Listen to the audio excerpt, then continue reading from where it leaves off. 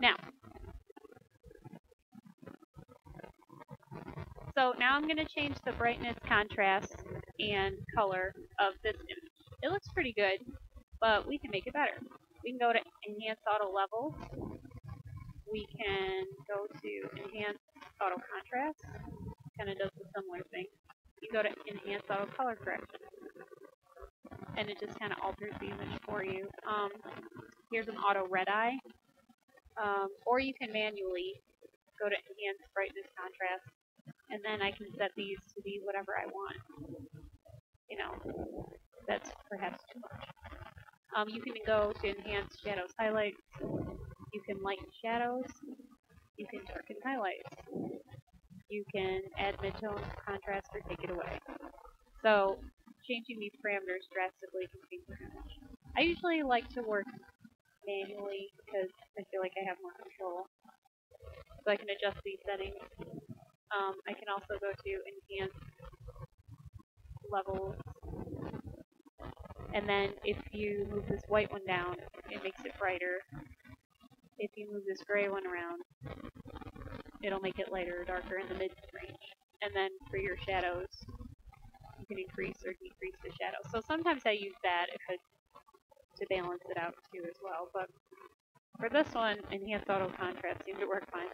Then you can go to Enhance Color, Hue Saturation, and you can alter the color this way. That's kind of cool. It takes you through the spectrum of colors.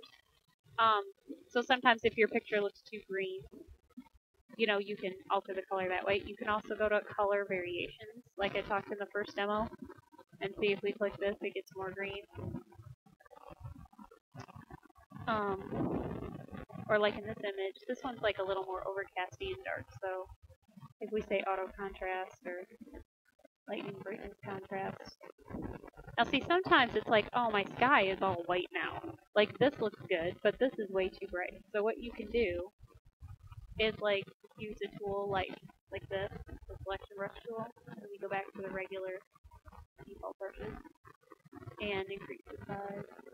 Now, I'm not going to go nice and neat in here and crop around all these little things like I should. But so if I select the sky and I say select inverse, now I'm going to affect this. Then I can go to Enhance Lighting, Brightness, Contrast, and then I can just adjust the foreground. So that way my sky still looks bright, but now I have this all corrected properly. I can go to Enhance Color, Hue Saturation. I can increase the saturation so I can make more color.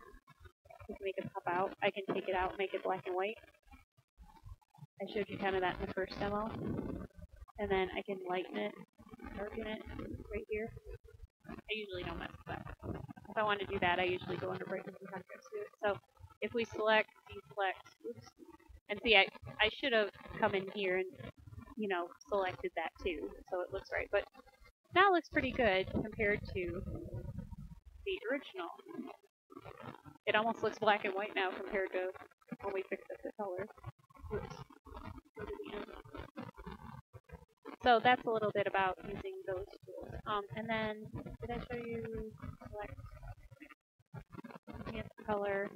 Here you can just make it go all the way to black and white just by doing that. Enhance color. Yeah, I think I showed you the hue saturation. I showed you this one, where you can apply that. Okay, so that's adjusting brightness, contrast. Okay, and finally, just to kind of show you, because that one of the snow leopard, like, it didn't really make any drastic changes for me, but this one will. If I go to Enhance Auto Contrast, you can see how it makes the darks darker and the whites whiter. Here's color correction. Sometimes I don't like the auto color correction. I think that looks too blue. I like it actually that set. And then auto contrast and auto level. There's also, I have options for auto smart fix. So those are kind of nice to use. Or I can come in here and say I want to keep this background kind of dull. And like I showed you before, I can highlight the dog in the foreground. That's why I kind of like using this image, because it's a nice foreground background image. And yes, I didn't really do that very neatly, but for time's sake, I'll kind of quickly go around them just to kind of show you. But I can come back here and use my different selection tools like I showed you in the first demo to get as nice and neatly as I possibly can. If I was doing this for real, excuse me, I would probably zoom in so I could see my highlighting tool better. And then I can go to enhance lighting, brightness, contrast. I can bring up the whites and try and make them. I want my whites white, my darks black, and but I want to see shades of gray in between. So, that's too much. I can't see any detail in the white areas here anymore. This is too low of brightness because the whites aren't even white anymore. So you kind of want to balance it out so you can still kind of see the shades of gray in between. Same thing with contrast. If I bring the contrast all the way up, we lose the detail in the fur, and it just looks too stark. And if I take the contrast out, now it just doesn't have any punch to it. So you kind of got to play with where the right setting is. There's an art to it. And then I can enhance the color just a little bit, and he'll pop out of the background a little more. Just a little bit. See, now I'm getting too much. So then I back off a little bit. So select, deselect, and now he stands out, whereas before, oops, let me go back to the original image when I opened it. It just gave him a little more pop.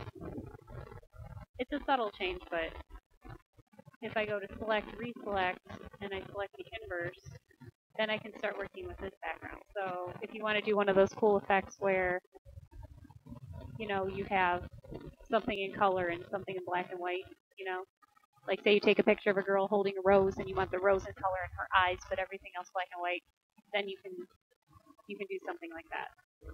So now he stands out even more because, we took the color out of here altogether. Okay, so that concludes our demo 2. Thanks for listening.